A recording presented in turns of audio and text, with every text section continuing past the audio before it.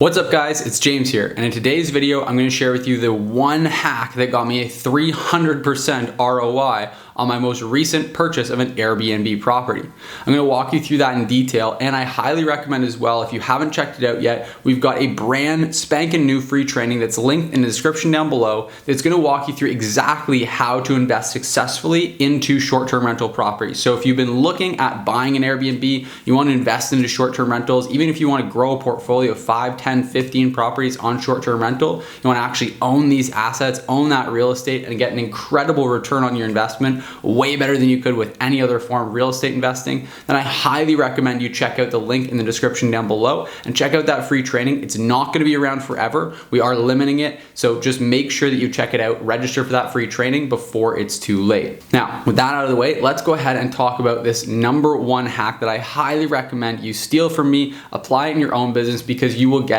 absolutely incredible results. Now, if I can kind of put a big enveloping whole statement around, I would say that really what this kind of hack comes down to, and it's not so much of a hack really, is customer or guest obsession. And what I mean by that is very, very, very different from what most hosts think of when they think of customer or guest obsession. A lot of hosts get really wrapped up in getting fantastic reviews, making sure that every single review is a 5-star review. It's funny, I actually had a host reach out to me recently and say, hey, I noticed that you had a lot of bad reviews on your listing. I noticed that the overall ratings were not good. How is it that you've been able to succeed and get such a great performance out of your listing, financially speaking, with such bad reviews? And I was puzzled by this because I knew for a fact that we had fantastic reviews on our profile. In fact, our average rating was 4.68 stars on that property. And that's kind of what got me puzzled. I started looking, maybe there was some review that I just hadn't seen, and I went, and sure enough, there we were sitting at 4.68 stars, and we had a whole bunch of 5-star reviews and a couple of 4-star reviews, and it averaged out to 4.68 stars. So I thought to myself, well, why the heck is this person saying that we have really bad reviews? And then I messaged him back and I emailed him and said, hey, what I've realized is that we actually really have great reviews, and I think that you're probably getting confused in the same way that most hosts get confused, where they think that they absolutely have to get all 5-star reviews or their listing is going to completely crumble. And I think a lot of that stems from a lot of hosts being concerned about Superhost status. Superhost status, if you're not familiar, is this a badge that you can get on Airbnb that basically says that you've got this X number of 5-star reviews and you've got an average rating of X amount of higher. And it's this kind of badge that you get for high performance in the reviews category. And that's great. And we've done studies on this with LearnBnB, my other company, and we've studied hundreds and thousands of different listings and seen that Airbnb Superhost status does help with performance, but it's not worth it. It's not a big enough boost to be really impactful and to really, get too stressed out about. What I've found is that by being obsessed with delivering more value to guests, giving them more of the things that they want,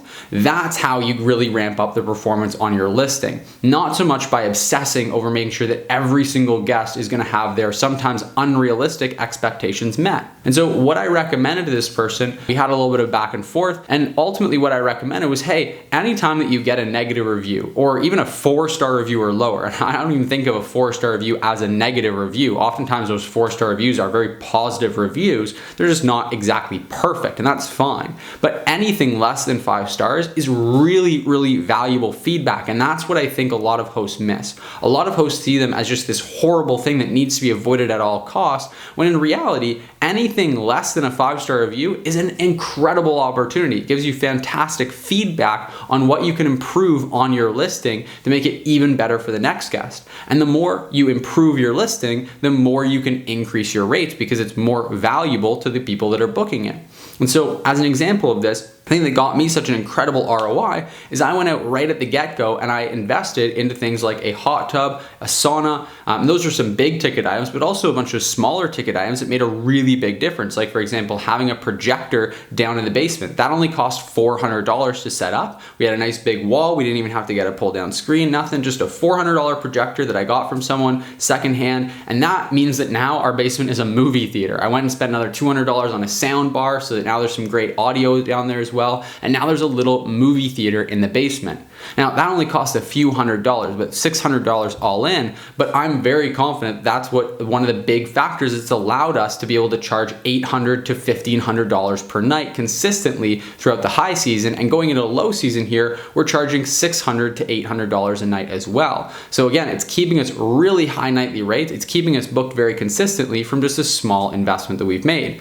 Other things that we've done is gone and bought a kayak that was a couple $100s so people can take it into the lake. We bought a ping pong table that was again just a couple $100s to give people something to do. We bought cornhole, bocce ball, all kinds of different games to play out in the backyard. We got a nice barbecue, all these amenities that people really want with our particular type of listing. I'm not saying to go and buy these specific amenities for every single listing. For some listings it won't make a lot of sense, but for ours in particular, those were things that would add a lot more value to guests. Now, if you think about it, the reviews that you get on Airbnb are just a reflection of how well your listing met the guest expectations. And the expectations were set based on your listing. Now, what I've done is I've gone and set that bar really, really, really high. I make this listing look incredible because it is incredible. I went and really did a fantastic job. I did and added all these different amenities. And that means that because the expectation is set so high, there's a bigger chance that we're gonna fall below it in some little way. Now, obviously, again, we have 4.68 star reviews on average. So we're still hitting that level of expectations, and that's always our goal.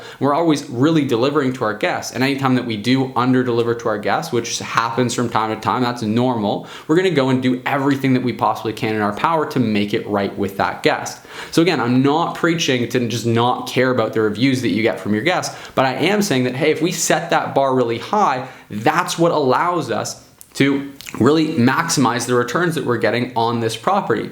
And what a lot of hosts end up doing unknowingly is they set the bar too low because they want to make sure that they can hit it. They want to make sure they get those 5-star reviews, because there's only two ways to get 5-star reviews every single time. One is to constantly exceed your expectations, and two is to set those expectations lower. And honestly, more often than not, number one requires number two, because if you set expectations really high, it just becomes very challenging to meet them. There's a lot of things that happen on a property like ours that are outside of our control. Something can happen with the hot tub, something can happen with the sauna, something can happen with the barbecue. We could remove those amenities that have a lot of maintenance and a lot of different things that can go wrong with them. There can be user issues with them, and we can just remove them altogether. And that means that it would be easier for us to meet our guests' expectations. But overall, that means that net, all of our guests overall will get less value from our property, because 90% of the guests that stay with us have no issues with the hot tub, have no issues with the sauna, and really, really value those amenities. So if we removed them, then we wouldn't be able to capture as much revenue. We wouldn't be able to charge such high nightly rates. And certainly throughout the low season, we'd have a harder time getting bookings. Because we have them, we do have to just deal with the fact that there are going to be some additional maintenance needs. There are going to be some additional frustrations that 1 out of 10 guests might have. And that's fine, because ultimately we're providing more value overall to the guests that do choose to stay with us. And because we're obsessed with making sure that the guests do leave satisfied, we're going and doing whatever we need to make it right in all these scenarios and making sure we still maintain a really high quality standard. So that's my biggest recommendation, is really just focus on ramping up the value that you provide to guests. Now, you can do this in big ways, like for example, the hot tub or the sauna that we invested tens of thousands of dollars into overall, or you can do it in smaller ways where you're just investing a few $100s into something that is going to make a really big impact. And ultimately, the first step to that is just understanding your ideal guests, understanding the type of guests that are booking your property and what is most valuable to them. What's most valuable to my guests won't be the same as what's most valuable to your guests. So you have to start there with really understanding what is most valuable to them.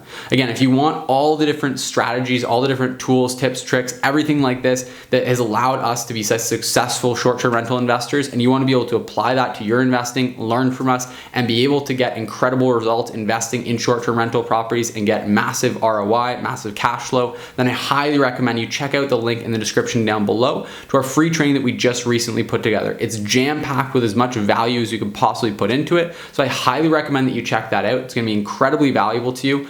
You're not going to want to miss out on that training. Again, it's not going to be around forever, and it's completely free. So just click the link in the description down below to register and grab yourself a spot before it's too late. Now, last thing I'll say is that if you did like this video, if you thought this was insightful, if you thought it was valuable, if you're one of those hosts that's been obsessing over 5-star reviews and this was some good, much needed clarity for you, then give me a quick like button, smash that thumbs up button, smash that like button. It helps me out massively, more than you could ever know with this channel. So So I know a lot of YouTubers say this. I know a lot of people say it, so you're probably used to hearing it now. And I'm gonna try to break your pattern, try to interrupt it, and actually get you to click that like button. Again, it really does help me out with this channel. So please take a quick second, hit that like button. And also another pattern interrupt here. Hey, if you're there, if you're watching and you're not subscribed to the channel here, then make sure you click that subscribe button. Make sure that you press it. Make sure you subscribe to the channel because I post 2 new videos every single week and I try to bring as much value as possible. So click that subscribe button. Make sure you're up to date with the channel as we post new videos that are going to help you to perform better with Airbnb. Until next time, I'll see you in the next video.